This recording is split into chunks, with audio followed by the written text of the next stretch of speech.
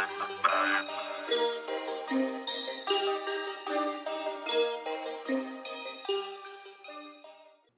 game with players missing.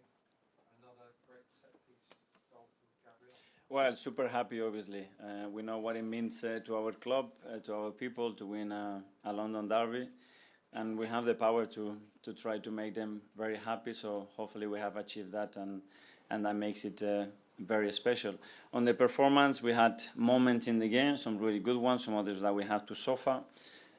We suffer because we have to adapt a little bit the plan because of the players that we had available, and I loved it because since the day that we started to get bad news, the team got hungrier and hungrier to play the game, and that's a big compliment to everybody at the club to behave in a certain way, you know, and it's a tough week that is coming up, and instead of finding any little excuses or arguments to do that, do the opposite, face the challenge, play with courage, acknowledge our qualities and what we have to be able to win a game, and we actually done it. As you say, huge run of games this week. Champions League on Thursday, and then Manchester City at the weekend.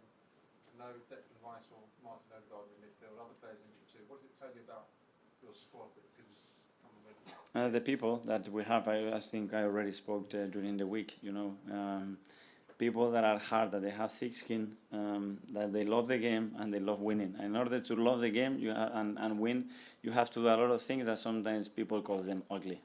And enjoying doing those ugly things is a big compliment of this team right now. And when you are able to do that, normally you get a good gift.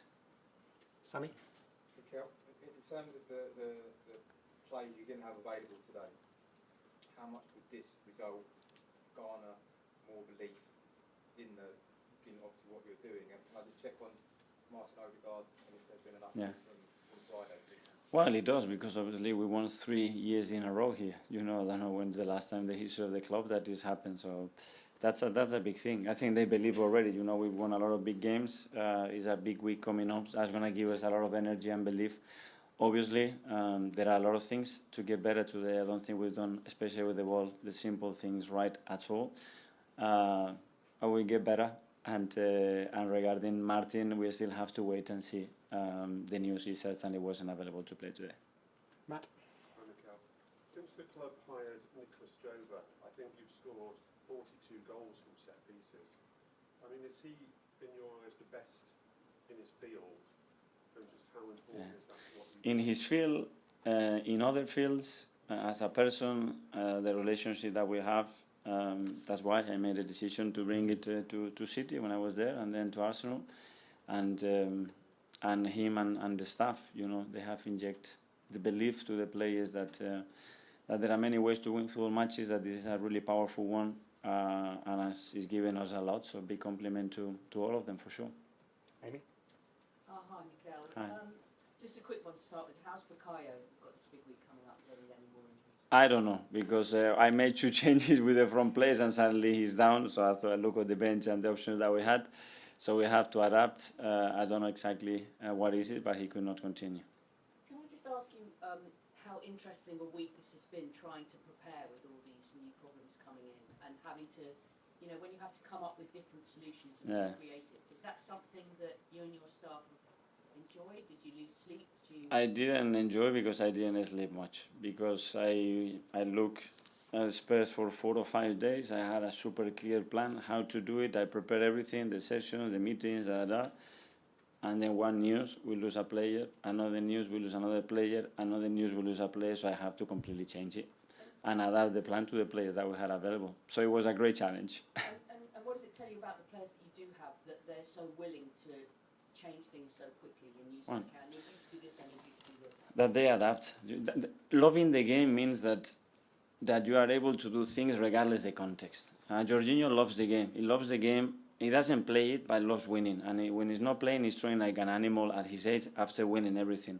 So when you ask him to play 90 minutes, like he hasn't played probably for the last 5 months, he's able, even cramping everywhere, managed to do it. The same with Jurgen. He's been a year out. He hasn't played 90 minutes at all, and he was struggling today.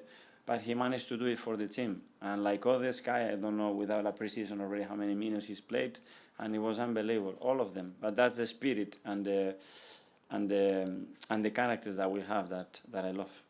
Mikel? Hi, Mikel. The defence and team seemed very comfortable defending close to their own goal. Were you happy with that? Is that what you wanted? And if so, does that speak to how the team has evolved over the past 2 years? I didn't want to. I wanted to press much higher, lose the ball in much better conditions, higher off the pitch, and do that. What I didn't want to do with certain players that we had today missing is expose ourselves to a game that they are incredibly good at. So I have to choose, and the reward I think on the other side was much bigger than acquiring certain risks today against this opponent. Ed? Mikel, massive week. Obviously, you've got to go to Italy and then go to City. Have you got any concerns about the scheduling of the game on Thursday and then playing City on Sunday? Whether I have or not, I'm sure we're going to play Thursday and Sunday and then Tuesday. So it's what it is. We have to adapt to that. We're going to be a top team, a very challenging team that is up there. We're going to have to adapt to those things. Okay, last couple. James? Mikel, I remember when you were here last season, you said by the final whistle you were praying for the end. Yeah.